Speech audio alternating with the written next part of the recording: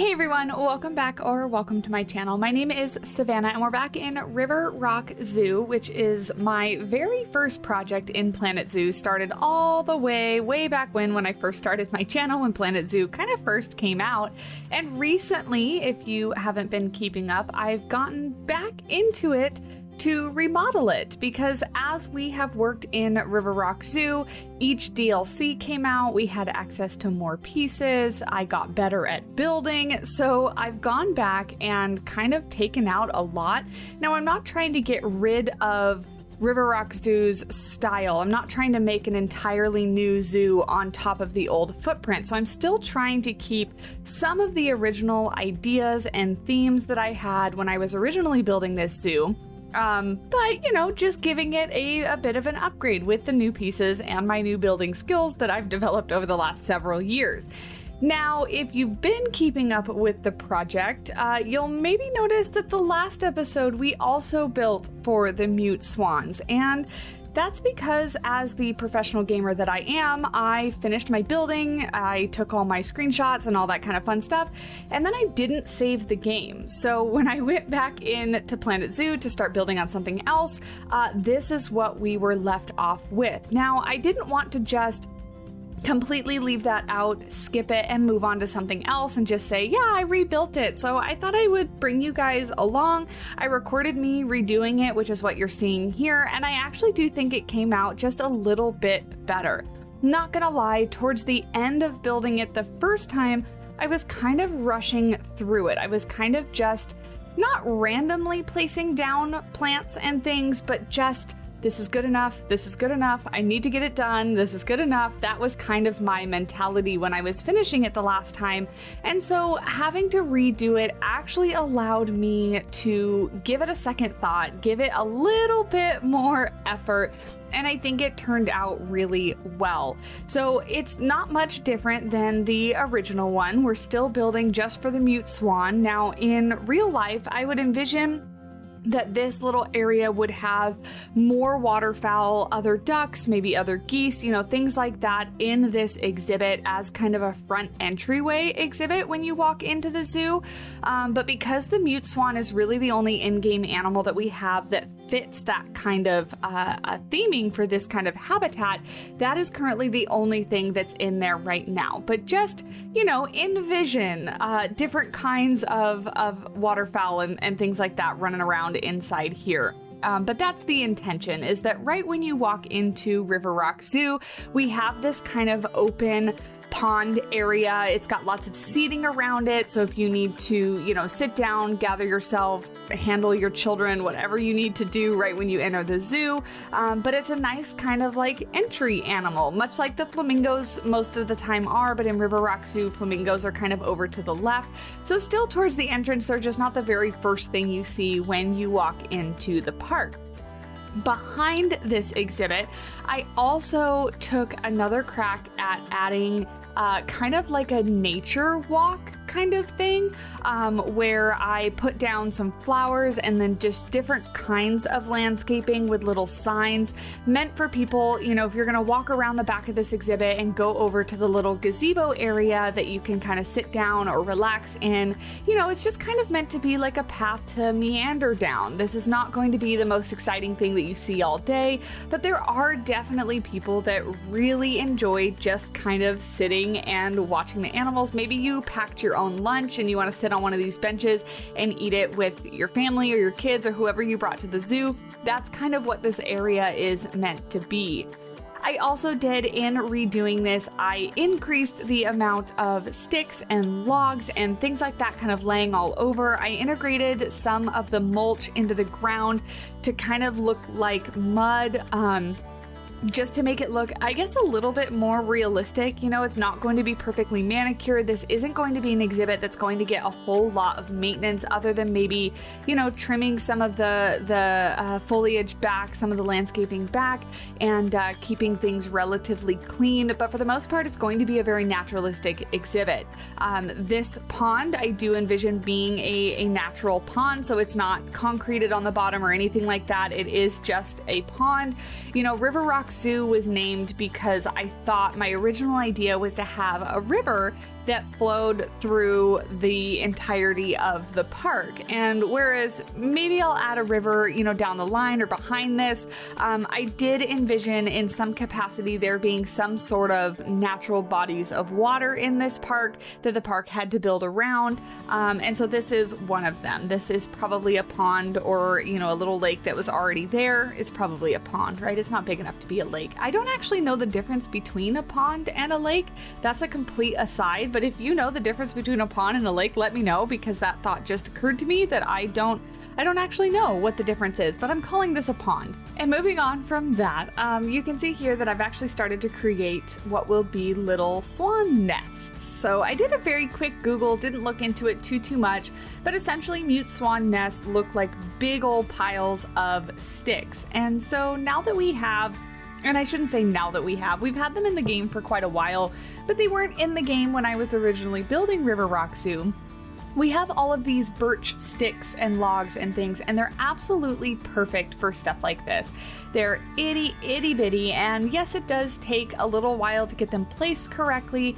It turns out really good, I think, in the way that I wanted it to look. It kind of mimics exactly what I was going for. So I'm just using the kind of circular symmetry trick, and if you're unfamiliar, I'm using that mud pillar that I just got rid of and attaching some of the pieces to it, and then duplicating the mud pillar with the pieces in 4 different rotations to make it perfectly symmetrical. And then you can take all the pieces without the mud pillar and rotate them together, and they will stay in line with where you've wanted them to be placed. Now, that's an incredibly Sparks Note version, a quick version of how that works.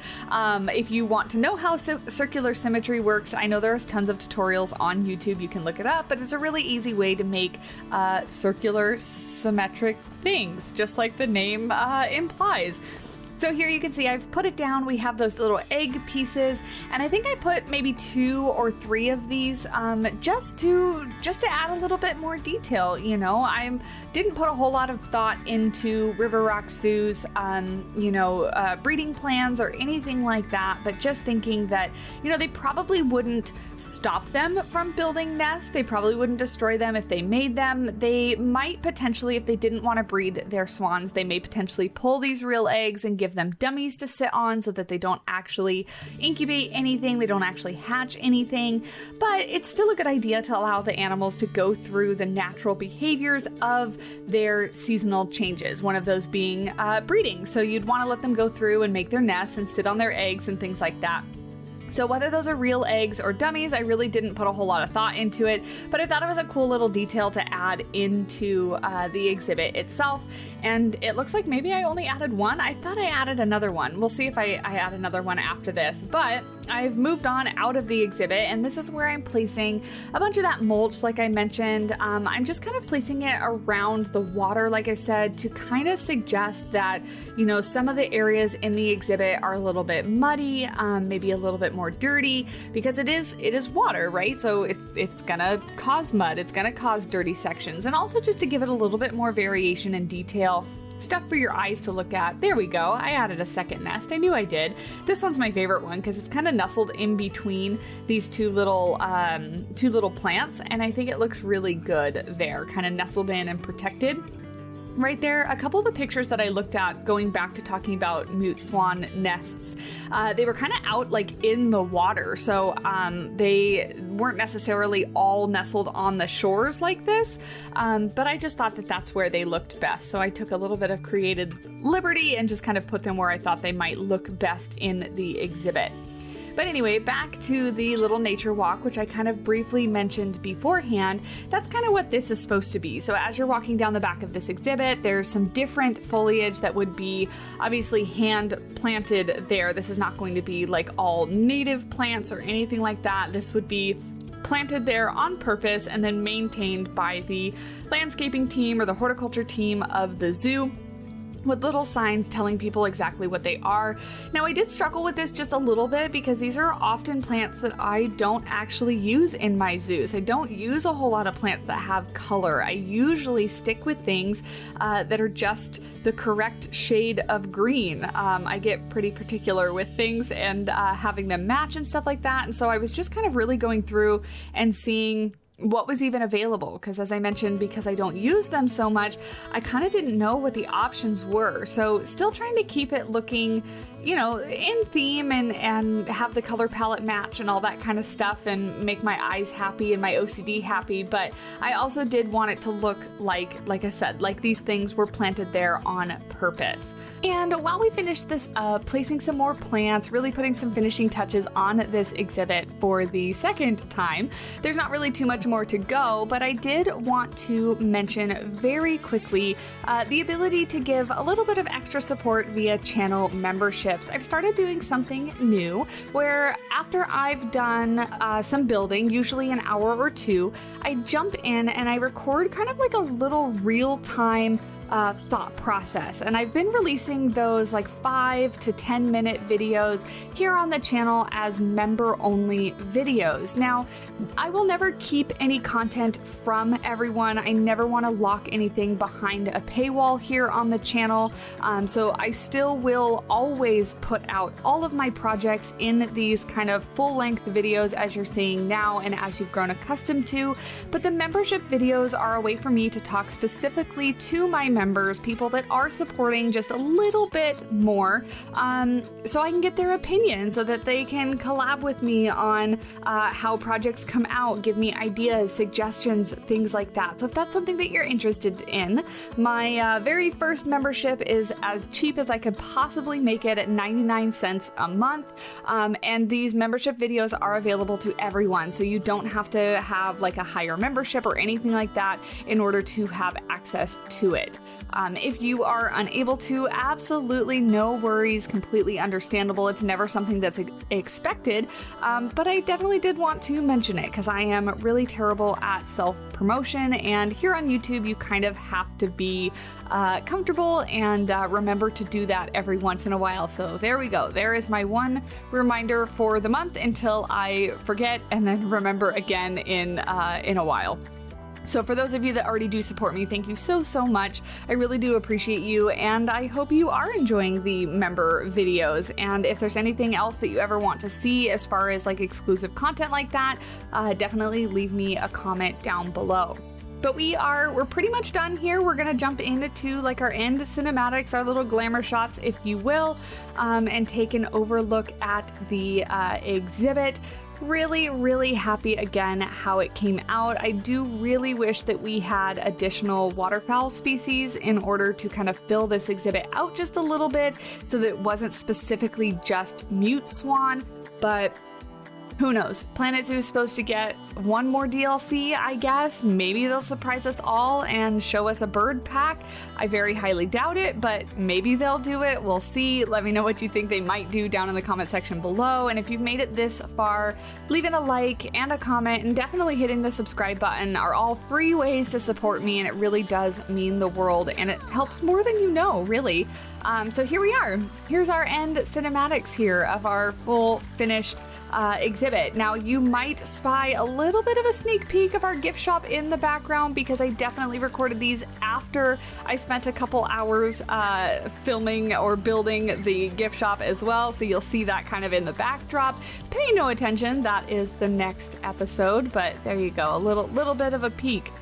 But I think it turned out really well. It's got this very natural vibe. River Rock Zoo is always meant to be kind of a natural zoo, kind of a temperate taiga biome zoo. So I'm using a lot of those different kinds of foliage and things like that. And that's kind of the theme that I want to keep going with. But yeah, that's it. That's all I have for you. Thank you guys again so much for watching, and I will talk at you guys in the next episode. Bye!